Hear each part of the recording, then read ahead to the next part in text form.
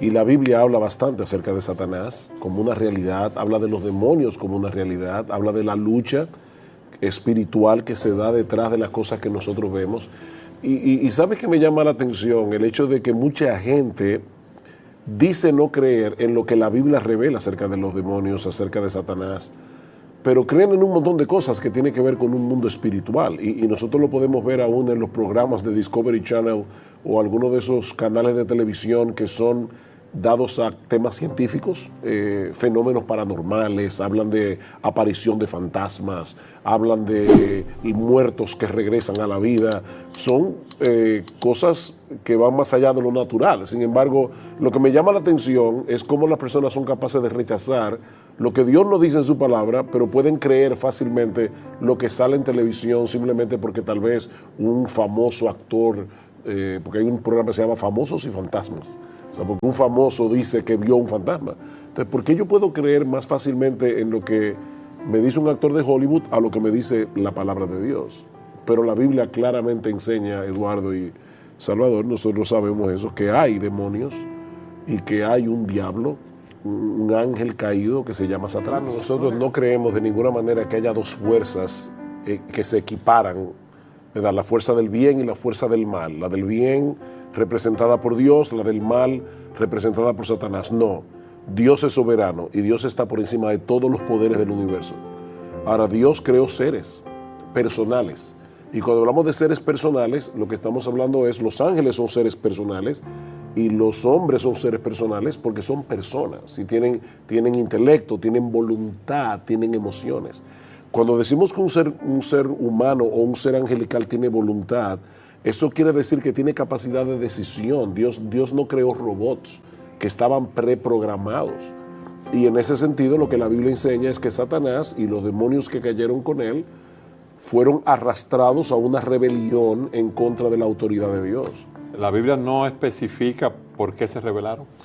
No, pero puede darnos ciertas claves, ciertos elementos. Por ejemplo, en 1 Timoteo capítulo 3, un texto que no está hablando acerca de Satanás, está hablando acerca de las personas que aspiran a ser pastores en una iglesia, dice que una de las cosas que no deben ser es un neófito, porque dice que fácilmente, o sea, un nuevo creyente que lo colocan en una posición de autoridad, fácilmente se puede envanecer y caer en la condenación del diablo. Y aparentemente lo que Pablo está presuponiendo allí es que en la caída del diablo, el elemento del envanecimiento, el elemento del orgullo estuvo envuelto. Entonces, es un ser creado que repentinamente quiso tener su propio reino y se rebeló contra Dios.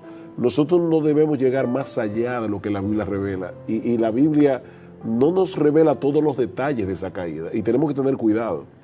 Ser bíblicos es hablar donde la Biblia habla y es callar donde la Biblia calla. Entonces, hasta ahí es donde la Biblia nos dice. Hubo un ángel creado por Dios que era bueno, creado para la gloria de Dios, pero ese ángel se rebeló. Una de las cosas que el diablo intenta hacer, aunque hablaremos un poco más de eso cuando hablemos de la caída, pero vemos que lo que el diablo trata de hacer con nuestros padres en el huerto del Edén es llenar sus mentes y sus corazones de orgullo. Seréis como Dios. Entonces, él está tratando de replicar en el hombre aquello que lo hizo caer a él. Eso de que están encarcelados no quiere decir que ellos no tengan influencia en el mundo. Algunos teólogos entienden que lo que Judas está diciendo allí es que ellos están limitados. O sea, Satanás no es omnipotente, ni Satanás es omnipresente, ni los demonios tampoco. De hecho, una de las personas que nos escribió por el chat de YouTube preguntaba eso. ¿Es Satanás omnipresente? No, de ninguna manera. Satanás está en un solo lugar.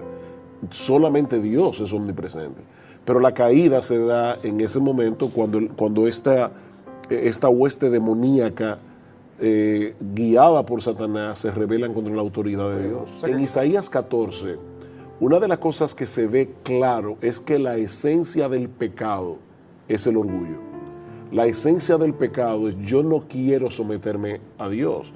Y sea que allí esté hablando de Satanás, o sea que esté hablando acerca de un rey terrenal, volvemos otra vez al mismo punto.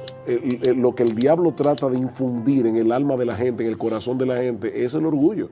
porque es que el orgullo es la madre de todos los pecados. Cuando un individuo dice, yo no quiero someterme a Dios, yo quiero hacer mi voluntad, ahí es que comienza la rebelión. Cuando Adán y Eva fueron atacados por Satanás en el huerto del Edén, él los atacó con una idea, y eso es importante. Satanás no anda apareciendo por ahí como aparece en las películas con cuernos y en forma de dragón y nada de eso. Satanás se viste como ángel de luz y está detrás de muchas de las ideologías que el hombre acepta como buena y válida en contra de la palabra de Dios. O sea, el ataque de Satanás es contra Dios, a final de cuentas, es contra el reino de Dios, es contra la palabra de Dios, contra la voluntad de Dios. O sea, cuando Satanás le pone a Eva la idea de que Dios es un ser egoísta, que Dios es un ser egocéntrico, que no quiere darles libertad, Satanás se presenta delante de Adán y Eva como un libertador. Si ustedes me obedecen a mí, si ustedes hacen lo que yo les estoy sugiriendo que hagan, porque Satanás no nos obliga a pecar, como tú bien decías. El diablo y sus demonios nos tientan, pero cuando yo peco, peco porque soy responsable de mi pecado. Pero él le vendió esta idea, y la idea era, si ustedes se rebelan contra la autoridad de Dios, ustedes van a progresar, ustedes serán como Dios. Y es increíble cómo hasta el día de hoy es exactamente lo mismo. O sea, se vende como progreso aquello que es en contra de lo que Dios quiere hacer en el mundo para la felicidad y la salvación de los seres humanos. Antes que nada quiero decir que yo aborrezco las teorías de conspiración. Yo creo que hay demasiada teoría de conspiración. Pero lo cierto es que hay una conspiración espiritual. O sea, ellos tienen comunicaciones, ellos conocen a los seres humanos, ellos saben cuáles son tus gustos. Imagínate que tú estás en una habitación hablando con alguien de un plan que tú tienes. Satanás conoce todo eso porque tiene un sistema de información impresionante. Aparece de repente un individuo que tiene contacto con este tipo de mundo espiritual y te dice, yo sé que tú estás planificando un negocio proyecto, de tal cosa, y dice, wow, pero nadie sabía eso. Nadie sabía eso. No, sí lo sabían. Entonces, hay personas que tienen de alguna forma contacto con ese mundo espiritual. Y la Biblia nos dice claramente que nosotros debemos tener cuidado con ese tipo de personas. La Biblia prohíbe tajantemente que nosotros busquemos brujos, adivinos, y hay una razón primordial para todo eso, y es que tan pronto tú te amparas en ese tipo de cosas, tú estás dejando a un lado la palabra de Dios y al Dios de la palabra. O sea, ir hacia los adivinos es alejarte de Dios.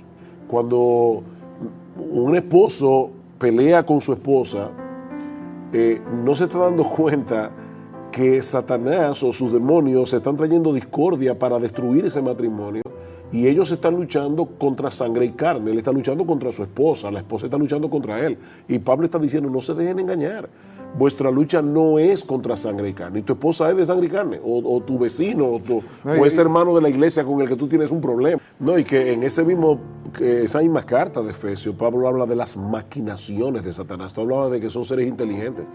Maquinaciones. Ellos no atacan a tontas y a locas, ellos tienen un objetivo.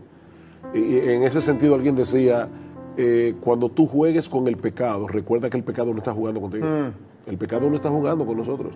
Sí. Y es Satanás y sus demonios que están detrás de llevarnos a pecar, llevar al incrédulo a no venir a los pies de Cristo en arrepentimiento y fe, y llevar a los creyentes al error, llevar a los creyentes a dar un mal testimonio para que el evangelio sea pisoteado. Satanás está detrás de todo eso. Es interesante, Cristo dice en la parábola del sembrador, cómo él arrebata la palabra que es sembrada en el corazón de las personas.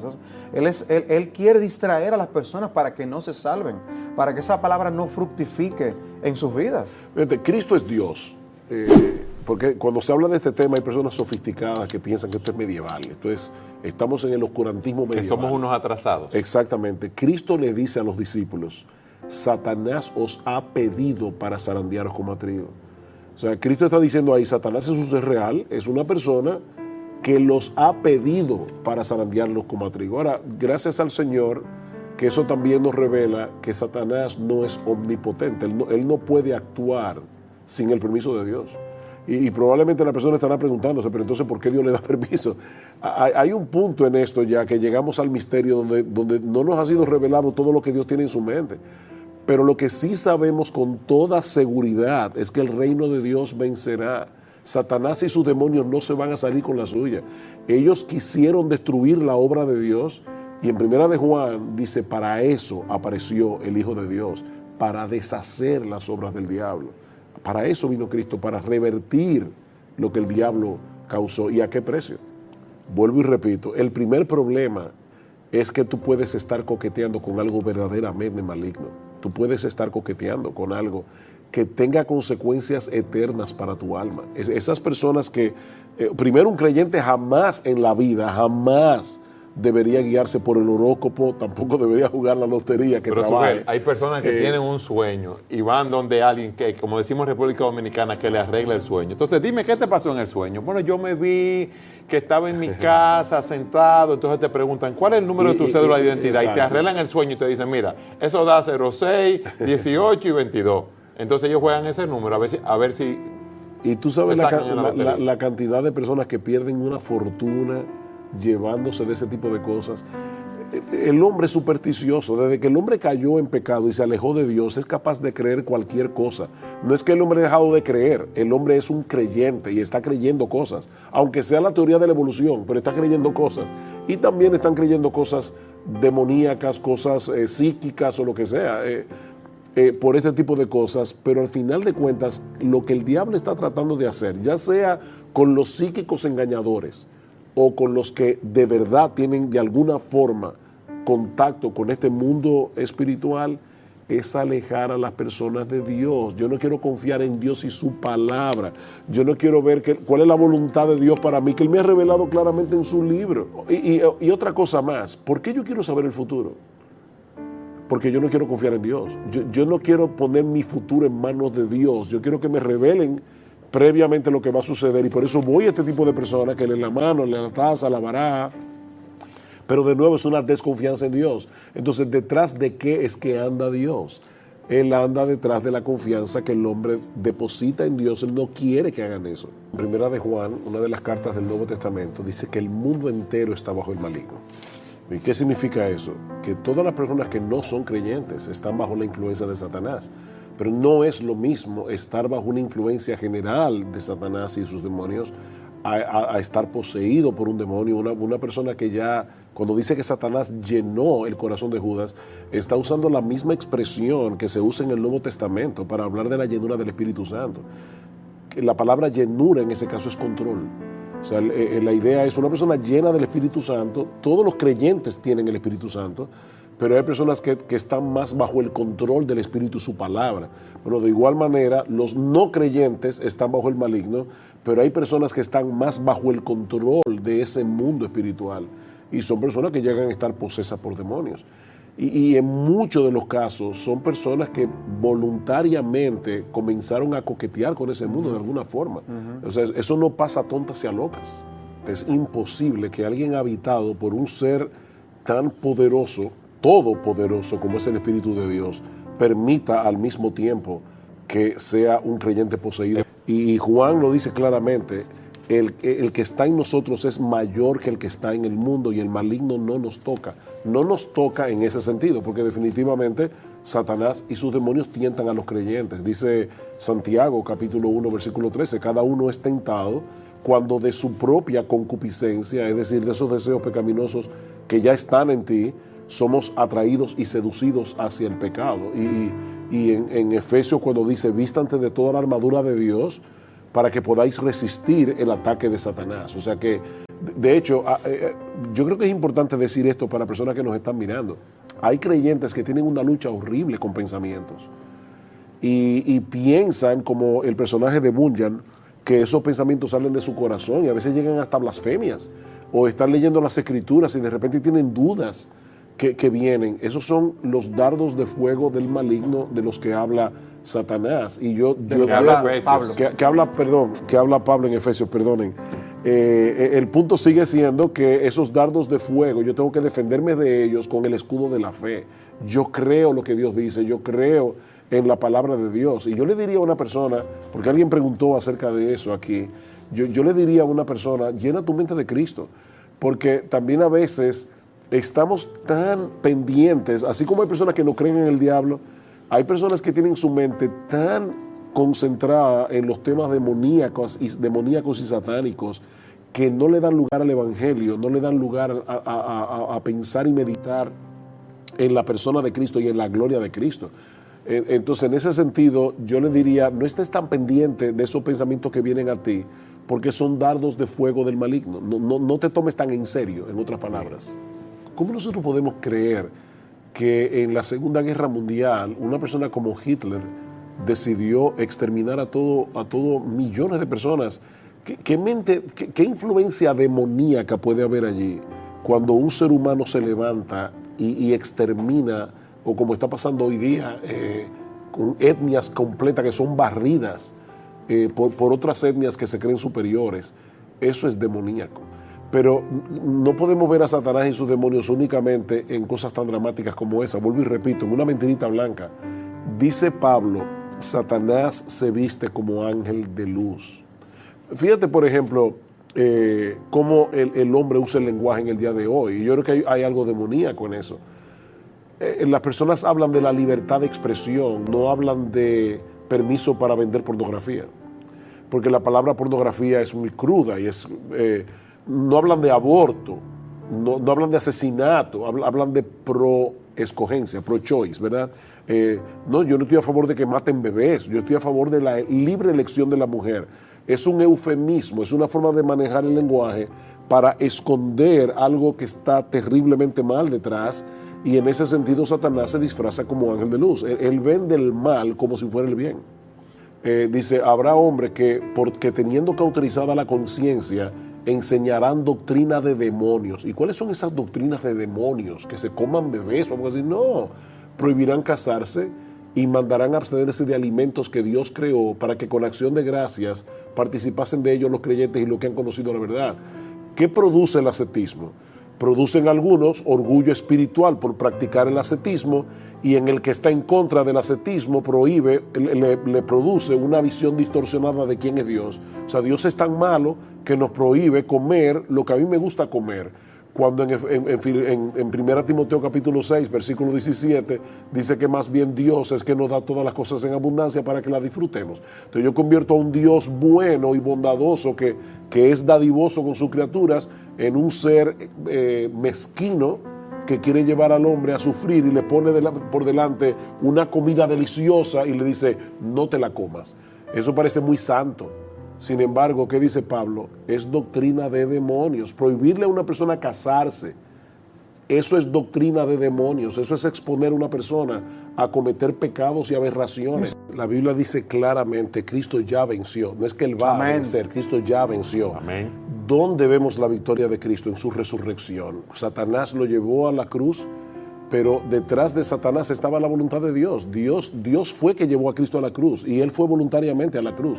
Pero Satanás pensó que obtuvo una victoria ahí, pero la muerte no lo pudo retener. Por eso es que Jonathan Edwards decía, ese bocado que Satanás se tragó al llevar a Cristo a la cruz del Calvario a través de los poderes políticos de aquellos días, fue como un veneno para su alma, para él mismo. O sea que en ese sentido, Cristo ya está sentado victorioso a la diestra del Padre, y todos los que son de Él van a reinar juntamente con Él. Amén. Entonces, estamos trayendo este tema, pero en realidad el tema principal de las Escrituras, lo estamos trayendo porque es un tema importante, pero el tema principal de las Escrituras es Cristo y este crucificado que muere en una cruz para salvar a los pecadores. Amén. ¿Por qué Cristo tuvo que morir en una cruz? Él tuvo que morir en una cruz para salvarnos, por la sencilla razón de que nosotros no podíamos salvarnos a nosotros mismos. Eso es evidente. Cristo murió en la cruz porque nosotros no podíamos salvarnos a través de nuestras buenas obras. Mis hermanos, el mensaje del Evangelio aplasta completamente nuestro orgullo, porque nos hace ver que no existe la menor posibilidad de salvarnos a través de nuestra obediencia, a través de nuestro esfuerzo personal. Eso es imposible. De ahí la indignación de Pablo con estos creyentes de Galacia.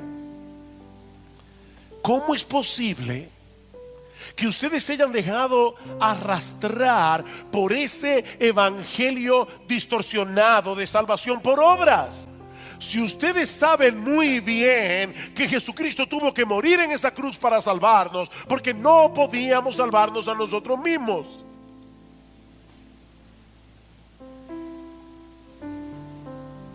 Me acuerdo un hermano de nuestra iglesia que hace muchos años leyó un libro acerca de cómo tienta a Satanás.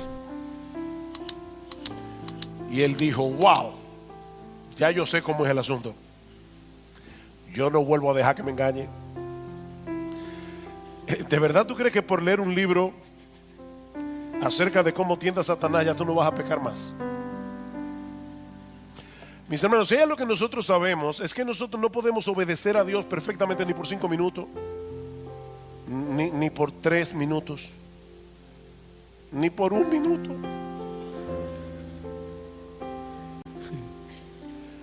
Que no podemos. Y él está diciendo, Gálatas insensatos, ¿cómo es posible que ustedes hayan sido arrastrados? Ustedes vieron a Cristo crucificado con los ojos de la fe. Ustedes entendieron el significado de esa muerte en la cruz. ¿Cómo es que se volvieron atrás? Mis hermanos, y no mis queridos idiotas de IBCJ, no. Mis amados hermanos de IBCJ, esa obra de salvación no necesita de ninguna añadidura de parte nuestra para hacerla más eficaz. ¿Saben por qué? Porque su muerte en la cruz fue más que suficiente para saldar por completo nuestra deuda con la justicia de Dios. No tenemos deudas. Es por eso que Pablo les dice en Gálatas capítulo 2 versículo 21 que tratar de completar esa obra con nuestras obras es hacer nula la gracia de Dios. Vean el versículo 21 del capítulo 2. No hago nula la gracia de Dios, porque si la justicia viene por medio de la ley, entonces Cristo murió en vano. Cristo murió en vano. Fue una muerte innecesaria. Si nosotros pudiéramos contribuir en alguna manera con nuestra salvación, Cristo murió en vano. La ley hubiera sido suficiente para salvarnos. Aquí están los mandamientos, guarden los mandamientos. Pero Cristo tuvo que venir del cielo y morir en la cruz, porque ninguno de nosotros habría podido cumplir a perfección todas las demandas de la ley de Dios, como dice Pablo más adelante en este mismo capítulo, Gálatas capítulo 3 versículo 10, porque todos los que son de las obras de la ley, todos los que están tratando de salvarse a través de las obras de la ley, están bajo maldición. Dios no los está viendo como, qué bien, están haciendo un buen esfuerzo.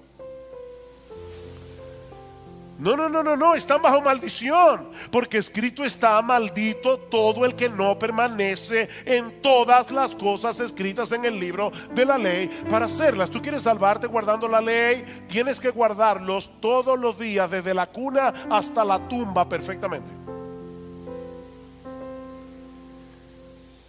Estás bajo maldición. Pero esa combinación de fe más obras no solo contradice el evangelio, sino que Pablo quiere hacerles ver, en segundo lugar, que también contradice la obra del Espíritu en nosotros. La obra del Espíritu en nosotros, versículo 2. Esto es lo único que quiero averiguar de vosotros. ¿Recibisteis el Espíritu por las obras de la ley o por el oír con fe? Cuando una persona se convierte al Señor Jesucristo por el poder del Espíritu Santo, el Espíritu Santo viene a morar permanentemente en esa persona. Oigan lo que estoy diciendo. Es por medio de su Espíritu que Cristo abre nuestros ojos para que veamos nuestra condición, para que veamos nuestro pecado, para que entendamos qué fue lo que Él hizo en la cruz del Calvario. El Espíritu Santo hace eso. El Espíritu Santo es el que eficazmente a través de la predicación del Evangelio nos mueve a creer en Cristo, y al creer en Cristo el Espíritu de Dios viene a morar permanentemente en nosotros. Cristo vive en nosotros porque su Espíritu mora en nosotros. ¿Recuerdan en el aposento alto cuando los discípulos estaban todos entristecidos porque el Señor les había anunciado que se iba, y Cristo les dice: yo no los voy a dejar huérfanos, yo vendré a vosotros como en el Espíritu, yo rogaré al Padre y os dará otro consolador, el Espíritu de verdad. Yo no los voy a dejar huérfanos. De hecho, en Gálatas capítulo 4 versículo 6 dice explícitamente: porque sois hijos de Dios, Dios ha enviado el Espíritu de su Hijo a nuestros corazones, clamando: Abba, Padre. El Espíritu de Cristo vive en nosotros. Romanos capítulo 8 versículo 9: si alguno no tiene el Espíritu de Cristo, el tal no es de Él. La pregunta es: ¿cómo fue que ustedes recibieron el Espíritu? Le está diciendo Pablo. ¿Acaso fue por alguna obra que ustedes hicieron? ¿Es que ustedes de repente decidieron portarse bien y entonces el Espíritu vino a ustedes? ¿Cómo recibieron el Espíritu? ¿Fue por las obras de la ley o fue por el oír con fe? No fue por ninguna cosa que ellos hubieran hecho por Dios, sino por la obra que Dios hizo en ellos a través del Evangelio por el poder de su Espíritu. Así que, mis hermanos, lo único que ellos hicieron, y todos los cristianos que están aquí, para recibir el Espíritu, fue escuchar el Evangelio con fe. No fue por las obras de la ley, fue por el oír con fe. Pero ahora viene la parte más crucial de este pasaje. Hermanos, esta es la parte más crucial de este pasaje. Versículo 3. Pablo va a decirles ahora que la vida cristiana continúa exactamente como comenzó, a través de la obra del Espíritu en nosotros por medio de la fe. Versículo 3. Tan insensatos sois, habiendo comenzado por el Espíritu, ¿vais a terminar ahora por la carne?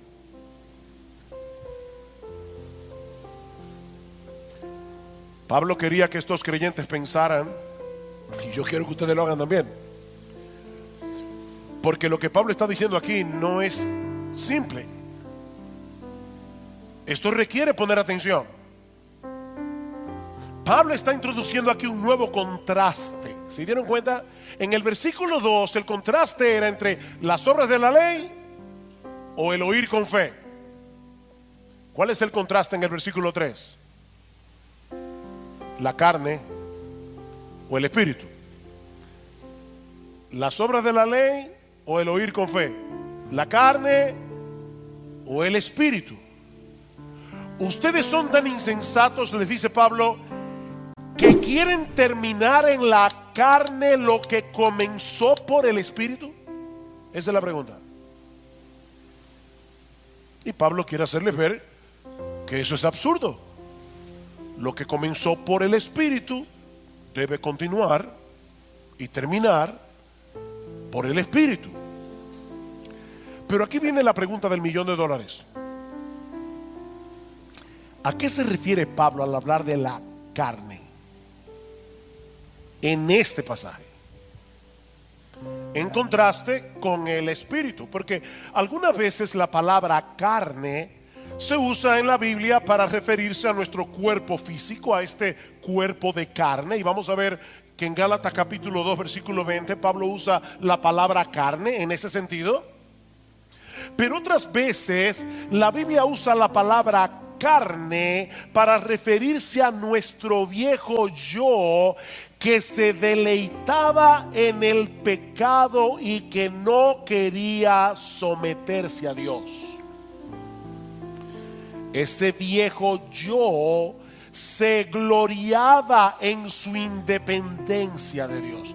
Ese viejo yo se gloriaba en su propia autonomía. El problema es que esa condición carnal no siempre se manifiesta de la misma manera. Es decir, no todos los pecadores tratan de manifestar esa autonomía, esa independencia de Dios de la misma forma.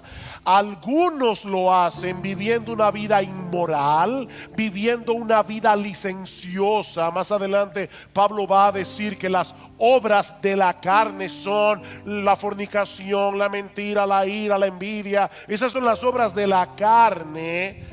Pero mis hermanos, otras veces las personas tratan de manifestar esa autonomía de Dios a través de una vida moral, a través de una vida decente, que pretende ganar el cielo por su propio esfuerzo, creyendo que tienen la capacidad de llegar al cielo, subiendo por la escalera de su esfuerzo personal. Y es a eso que Pablo le llama carne en el versículo 3. ¿Ven el contraste? Ustedes comenzaron porque el Espíritu obró en vosotros. Ahora van a regresar a ese estilo de vida que ustedes tenían cuando querían vivir en independencia de Dios, en autonomía de Dios, haciendo las cosas en su propio esfuerzo. Lo que comenzó en ustedes por el Espíritu, es decir, descansando enteramente en la obra de Cristo en la cruz, habiendo sido regenerados por el Espíritu Santo, ahora pretenden completarlo a través de su propio esfuerzo por obedecer la ley de Dios. Vean el versículo 4. ¿Habéis padecido tantas cosas en vano? Si es que en realidad fue en vano.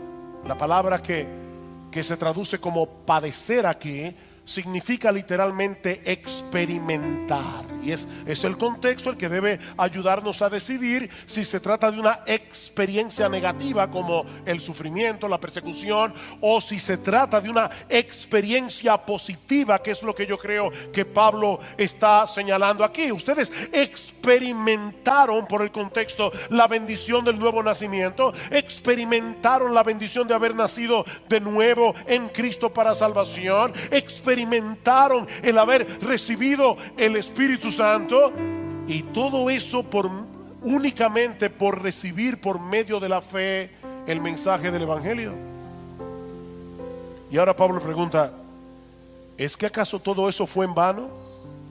¿Que ahora quieren sustituir la fe por las obras, el Espíritu por la carne?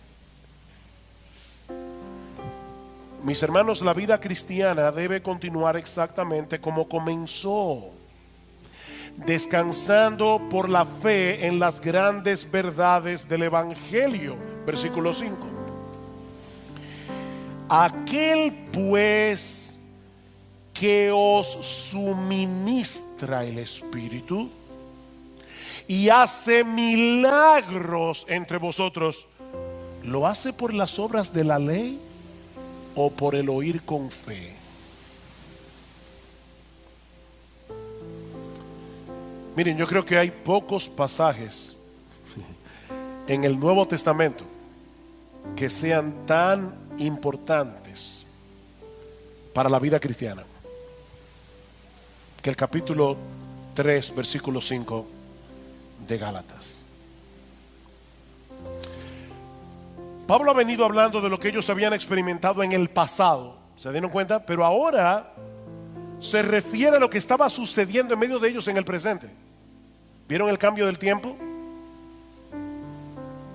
¿Cómo es que Dios nos suministra ahora? Una medida mayor del Espíritu de Dios, de modo que podamos seguir avanzando en nuestras vidas cristianas. ¿Cómo es que eso pasa? Es por esforzarnos lo más que podamos en obedecer a Dios, o es por el oír con fe.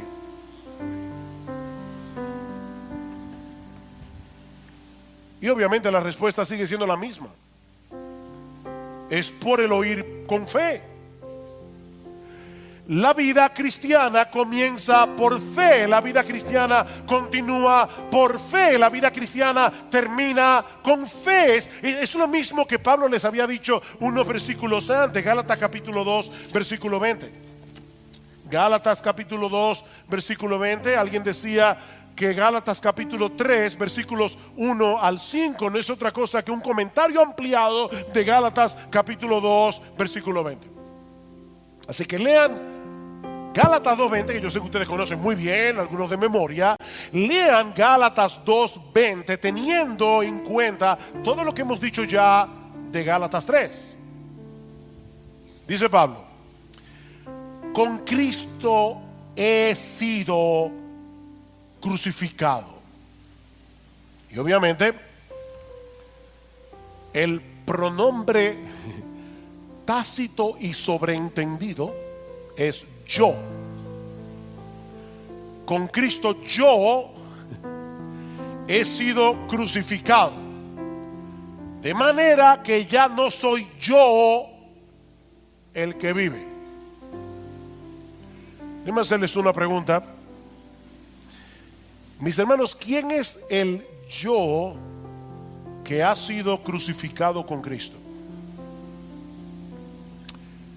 La respuesta es el viejo yo insubordinado que se gloriaba en su autonomía, el que quería hacer las cosas en sus propias fuerzas para llevarse la gloria, porque el que recibe el poder, el que da el poder, recibe la gloria, ¿verdad? El que da el poder, recibe la gloria. Si yo hago las cosas, los niños, una de las primeras cosas que aprenden a decir es yo solo. Ellos quieren hacer las cosas por sí mismos.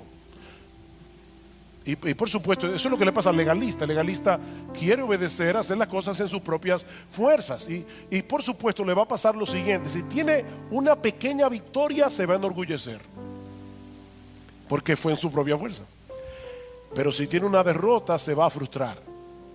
El legalista vive en esas dos ondas, o en orgullo o en frustración. Dice Pablo: ese yo fue crucificado con Cristo. Por lo tanto, ya no soy yo el que vive, sino que Cristo vive en mí. Otra vez, ¿cómo es que Cristo vive en mí? Por su Espíritu.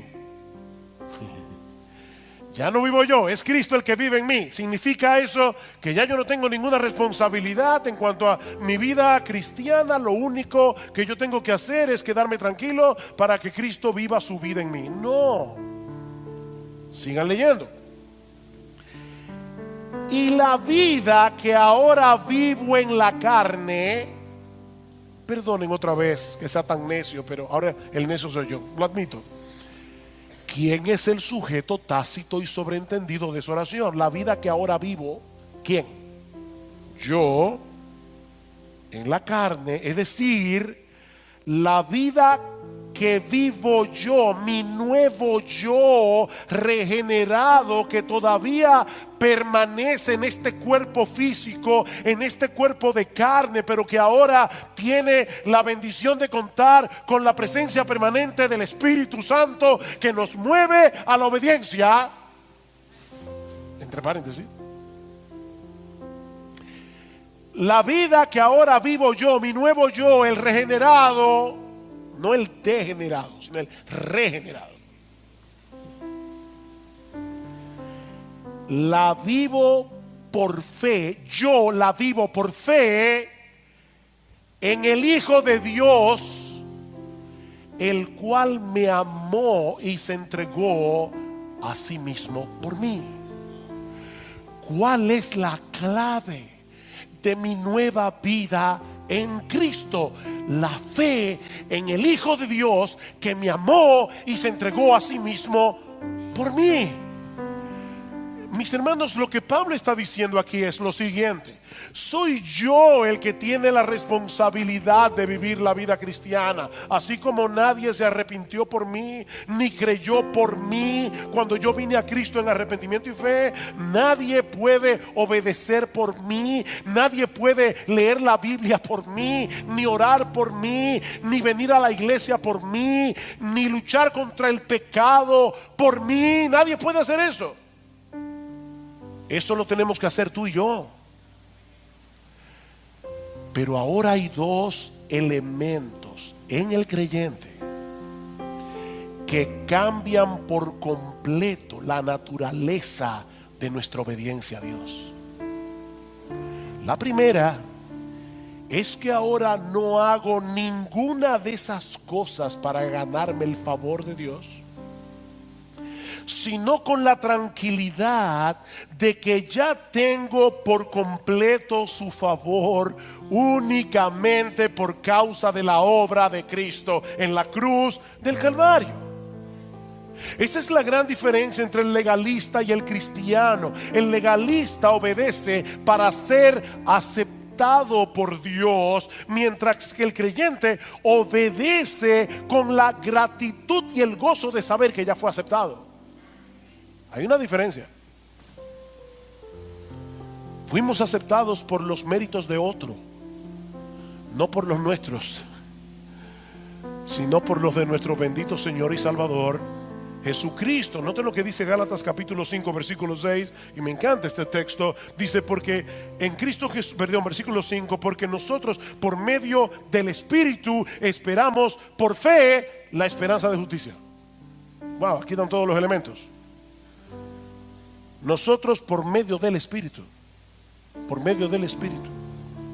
esperamos por la fe la esperanza de justicia. Por la obra del Espíritu en mí, yo estoy seguro que el día que yo me presente en la presencia de Dios, yo voy a ser aceptado como justo en su presencia. ¿Cómo yo sé eso? Por la fe. Porque el Espíritu de Dios que mora en mí me lo asegura por su palabra.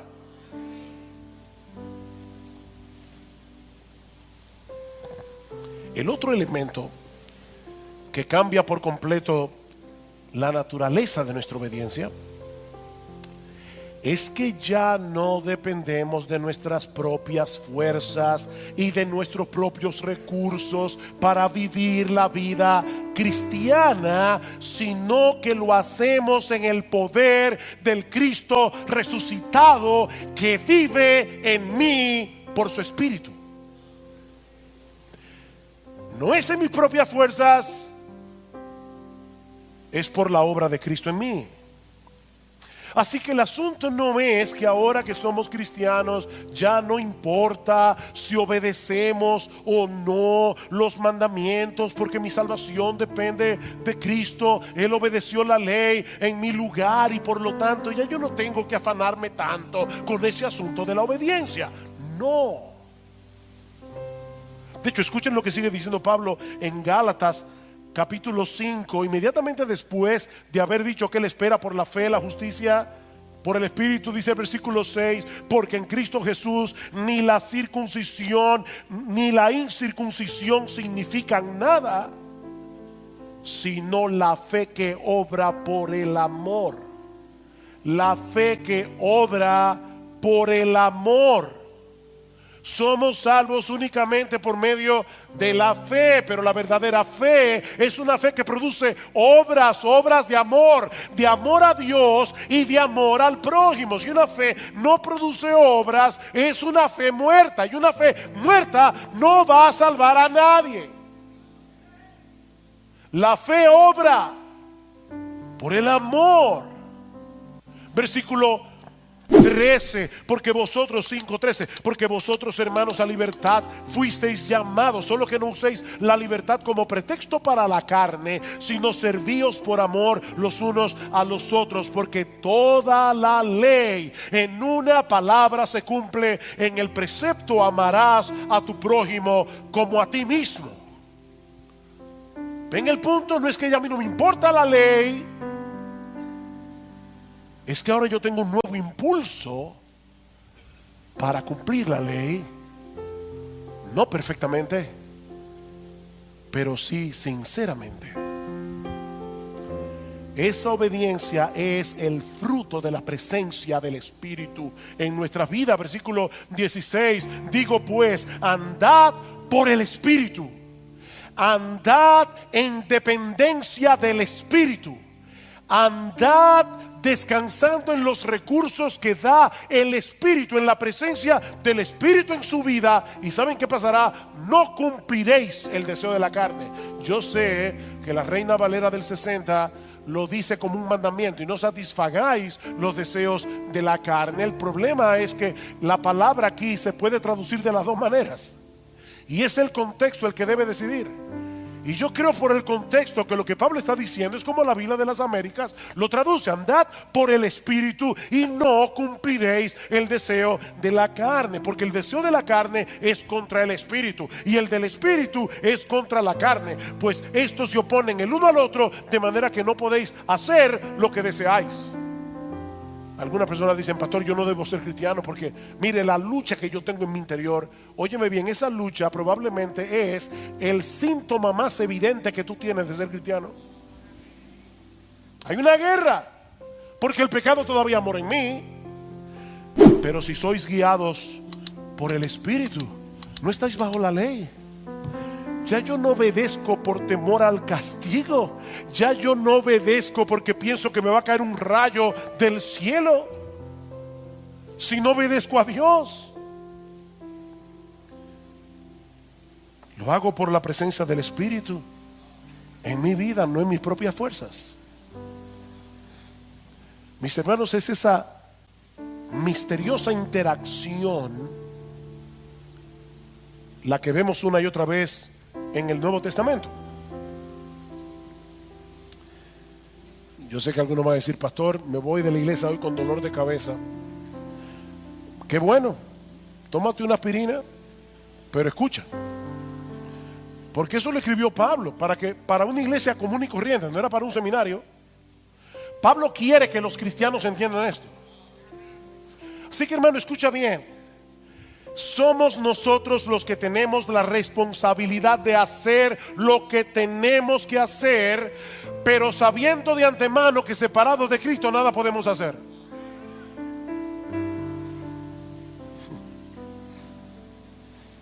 ¿Tú oíste eso? Somos nosotros los que tenemos que hacer lo que tenemos que hacer, pero sabiendo de antemano que separados de Cristo nada podemos hacer. Tenemos que vivir en dependencia del Espíritu que vive en mí y que obra en mí. Oigan estos textos rápidamente. Colosenses 1:29. Y con este fin también trabajo, dice Pablo, esforzándome. Yo trabajo esforzándome según su poder que obra poderosamente en mí. Yo trabajo, yo me esfuerzo, amparado en ese poder. Colosenses 2:6-7. Por tanto, de la manera que recibisteis a Cristo Jesús el Señor, por la fe, ¿verdad? Andad así en Él. Debe continuar como comenzó. Tú lo recibiste por la fe a Cristo. Sigue así. Filipenses 2:12-13. Así que, amados míos, tal como siempre habéis obedecido, no solo en mi presencia, sino ahora mucho más en mi ausencia, ocupaos en vuestra salvación con temor y temblor. ¿Quién es el que debe ocuparse en mi salvación con temor y temblor? Yo. Porque Dios es quien obra tanto el querer como el hacer en nosotros por su buena voluntad. Ocúpate, porque Dios obra. La obra de Dios no debe llevarme a no hacer nada, sino a ocuparme en mi salvación con temor y con temblor. Primera de Pedro 4:10. Según cada uno ha recibido un don especial, úselo sirviéndoos los unos a los otros como buenos administradores de la multiforme gracia de Dios. El que habla, que hable conforme a las palabras de Dios. El que sirve, que lo haga por la fortaleza que Dios da. ¿Y saben para qué? Versículo 11, para que en todo Dios sea glorificado mediante Jesucristo, a quien pertenecen la gloria y el dominio por los siglos de los siglos. Amén. ¿Qué decíamos antes? El que da el poder recibe la gloria, y el que da el poder para poder servirnos en amor los unos a los otros es Cristo, que vive en su espíritu en mí. Él se lleva la gloria. Mire, pastor, hasta aquí lo entiendo de forma teórica. Pero ¿cómo se hace eso? Y yo quiero ser lo más práctico que yo pueda en esta mañana. Yo no quiero que usted vaya de aquí diciendo, bueno, yo entendí la teoría, pero no sé cómo poner esto en la práctica. ¿Cómo es que yo puedo hacer lo que tengo que hacer, pero en dependencia del Espíritu? Aquí está la respuesta, y la voy a ampliar, no se preocupen. Confiando por la fe en el Evangelio de Cristo y amparándonos por fe en todas las promesas de Dios reveladas en las Escrituras y que han venido a ser nuestras por causa de Cristo.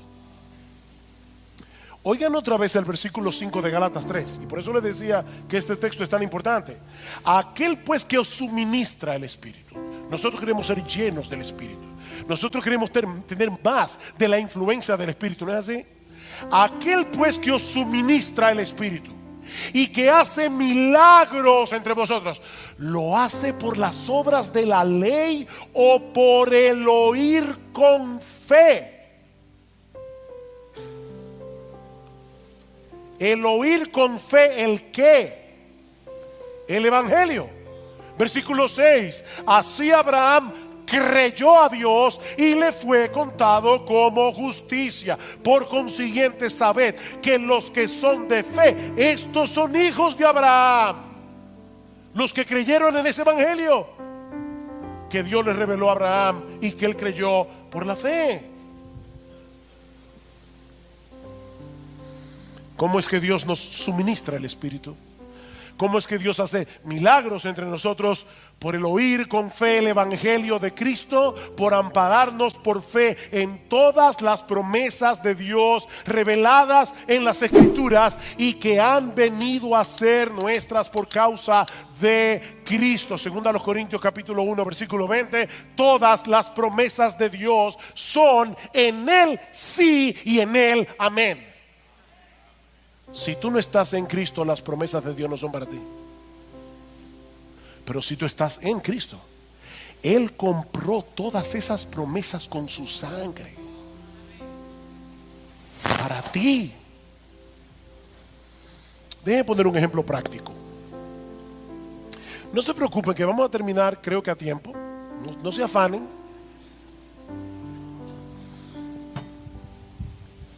Un ejemplo práctico.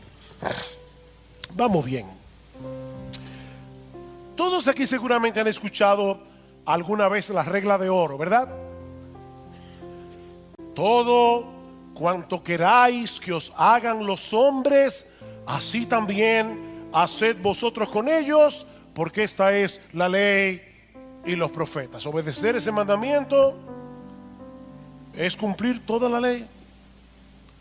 Hazle al otro el bien que tú quieres que te hagan a ti. Ahora, mis hermanos, piensen en la implicación de ese mandamiento. Obedecer este mandamiento en nuestra propia fuerza no es difícil, es imposible. ¿No es así? De verdad, esto es imposible. Nos amamos demasiado a nosotros mismos como para poder hacer con los demás lo que nosotros queremos que los demás hagan con nosotros. Pero ahí está el mandamiento. No podemos borrarlo de la Biblia y tenemos que obedecerlo porque esa es la voluntad de Dios. Ok. Si tú conoces bien tu Biblia, probablemente te diste cuenta que yo salté 2 palabras del texto. Y 2 palabras que hacen toda la diferencia. Este texto comienza de esta forma. Por eso, todo cuanto queráis que os hagan los hombres, así también haced vosotros con ellos, porque esta es la ley y los profetas. Este mandamiento no funciona en un vacío. Es la conclusión de algo que Cristo viene diciendo. ¿Y qué es lo que Cristo venía diciendo? Pedid y se os dará. Buscad y hallaréis, llamad y se os abrirá, porque todo el que pide recibe, y el que busca halla, y el que llama se le abrirá. ¿Qué hombre hay entre vosotros que si su hijo le pide pan, le dará una piedra, o si le pide un pescado, le dará una serpiente? Pues si vosotros, siendo malos, sabéis dar buenas dádivas a vuestros hijos, ¿cuánto más vuestro Padre que está en los cielos dará buenas cosas a los que le pidan? Por eso, dedícate a cumplir la regla de oro. Mis hermanos, la razón por la que nosotros somos tan egoístas es porque pensamos en lo más profundo de nuestro corazón que si no nos ocupamos de nosotros mismos, nadie lo hará. Pero Cristo nos está liberando aquí. Cristo nos está dando una promesa en este texto de la cual podemos y debemos apropiarnos por la fe todos aquellos que estamos en Cristo. Tú tienes un Padre en los cielos que cuida de ti. Ampárate por la fe en esa promesa, porque esa promesa es tuya. Romanos 8:32 es la madre de todas las promesas. El que no escatimó ni a su propio Hijo, sino que lo entregó por todos nosotros, ¿cómo no nos dará juntamente con Él todas las cosas? ¿Tú crees en eso? Esa es una promesa del Evangelio que Cristo compró con sangre para ti. Dedícate a servir a los demás por amor. Y que nadie piense que eso significa que Dios nos va a dar todas las buenas cosas que yo quiero, ¿verdad? Como decíamos una vez, alguien decía, en la vida lo más importante son las cosas pequeñas, un pequeño yate, una pequeña mansión, una pequeña fortuna. No es eso lo que Pablo está diciendo. Porque más adelante dice que por causa de Cristo somos muertos cada día, somos perseguidos, tenemos espada, pero aún a pesar de todas esas persecuciones, Dios nos va a dar todo lo que necesitamos para vivir una vida bienaventurada que le glorifique a Él y que sea de bendición para otros.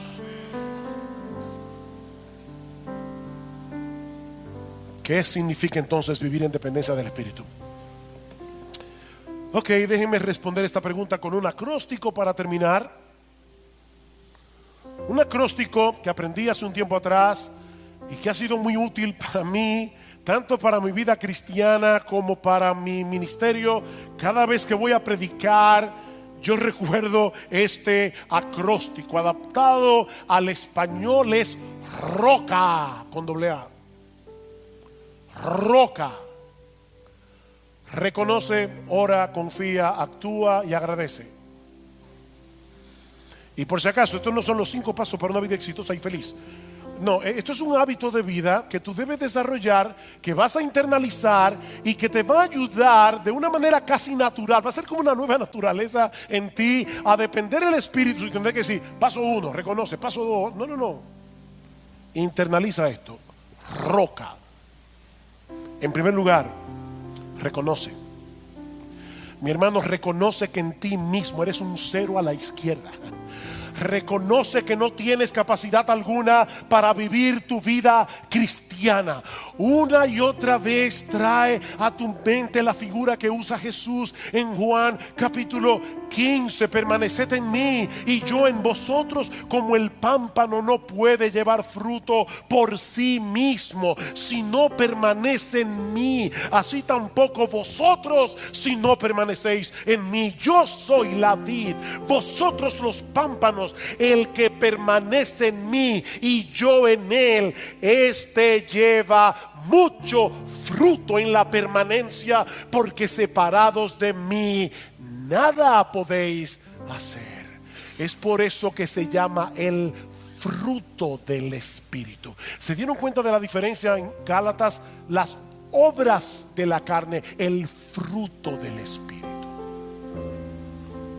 que se produce cuando tú dependes de Jesús. Así que en primer lugar, reconoce, mi hermano, reconoce.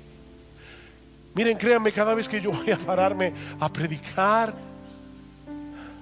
y voy a revelar algo muy, muy íntimo de mi corazón, pero cada vez que yo voy a pararme a predicar, yo recuerdo, Señor, yo sé que no importa cómo yo predique, no importa cómo yo presente el mensaje, si tu Espíritu Santo no hace algo, los muertos no van a vivir y los cristianos de esta iglesia no van a ser edificados. Eso solamente puede hacerlo el Espíritu Santo.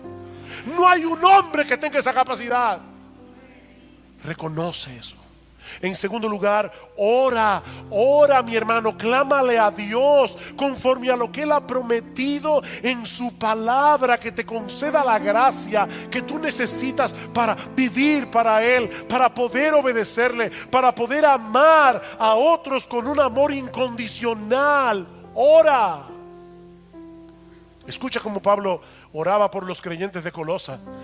Y apropiate de esa oración para orar por ti y para orar por otros. Por esta razón también nosotros, desde el día que lo oímos, no hemos cesado de orar por vosotros y de rogar que seáis llenos del conocimiento de su voluntad, en toda sabiduría y comprensión espiritual, para que andéis como es digno del Señor, agradándole en todo, dando fruto en toda buena obra y creciendo en el conocimiento de Dios, fortalecido con todo poder según la potencia de su gloria.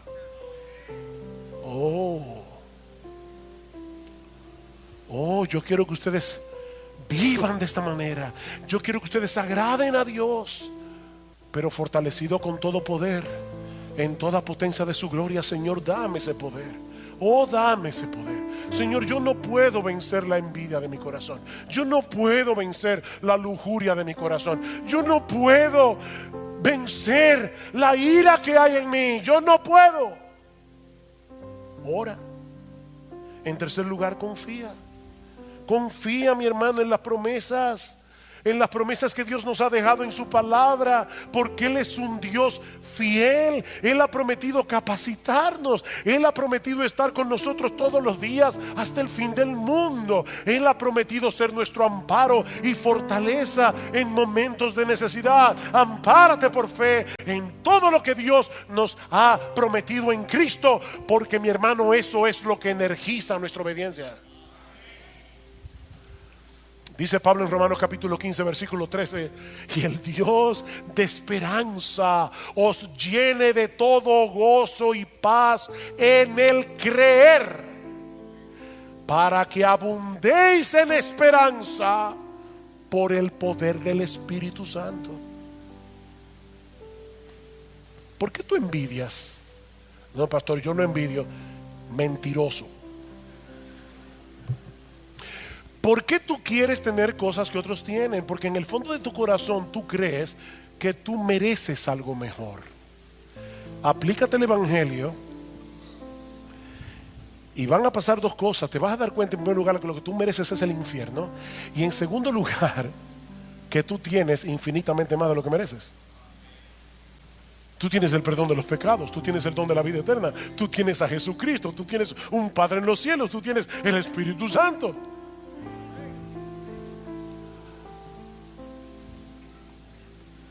Ay, pastor, ese es mi problema. Se me hace tan difícil confiar, porque mi fe es tan débil. Permítanme compartir con ustedes una historia que yo espero que te sea de ayuda si estás luchando en este momento con este asunto de la fe. Y no he acabado el acróstico, estamos en reconoce, ora, confía. Uno de los más grandes teólogos norteamericanos del siglo XIX fue Robert Louis Dabney. En los últimos años de su vida, Dabney quedó ciego y en mucha debilidad. Y sabiendo que le quedaba poco tiempo de vida, Dabney le escribió una carta a otro teólogo, amigo suyo, Clement Reed Vaughan, preguntándose en esa carta si él tendría una fe lo suficientemente fuerte cuando tuviera que enfrentarse con la muerte. Vaughan le respondió de una forma muy teológica y con un corazón muy pastoral a la vez, preguntándole a Dabney qué haría un viajero si llegara a un abismo sobre el cual se extiende un puente. La pregunta es, y ahora leo la carta que le escribió a Dabney, ¿qué hace él para cultivar confianza en el puente? Él revisa el puente, se inclina, lo examina. Él no se para en la cabeza del puente dejando que sus pensamientos giren con curiosidad en su mente a ver si él tiene la confianza necesaria para cruzar el puente. ¿Ven el punto? Él se está enfocando en el puente, no en su confianza. Examina el puente, no tu fe. Y si su examen del puente le proporciona cierta confianza, pero aún así quiere más, ¿cómo hace crecer su fe? Dice él, sigue examinando el puente. Ahora, mi querido amigo, oigan qué palabras más sabias. Mi querido amigo, deja que tu fe se ocupe de sí misma por un tiempo y tú piensas solamente en aquel en quien se te ha concedido depositar tu confianza. Piensa en el poder del Maestro, piensa en su amor, piensa en lo interesado que Él está en el alma que le busca y que no se consuela hasta que lo encuentra. Piensa en lo que Él ha hecho, en su obra, porque su sangre es más poderosa que todos los pecados de todos los pecadores que alguna vez hayan existido. A fin de cuentas, oigan esto, el gran teólogo que era Dabney, el gran teólogo es como cualquier otro de los hijos de Dios, y escuchar el sencillo evangelio es tan esencial para su consuelo como lo es para la criada que ordeña la vaca o para el joven que ara la tierra. Que Dios te dé gracia, mi amigo, no para poner demasiado énfasis en tu fe, sino para aferrarte al fundamento de tu confianza. Cristo, su obra y toda su aptitud personal para ser el refugio de un pecador. La fe es solo el ojo para verlo. He estado orando para que Dios calme tu dolor mientras avanzas y te permita ver el gozo del evangelio en cada paso. Adiós.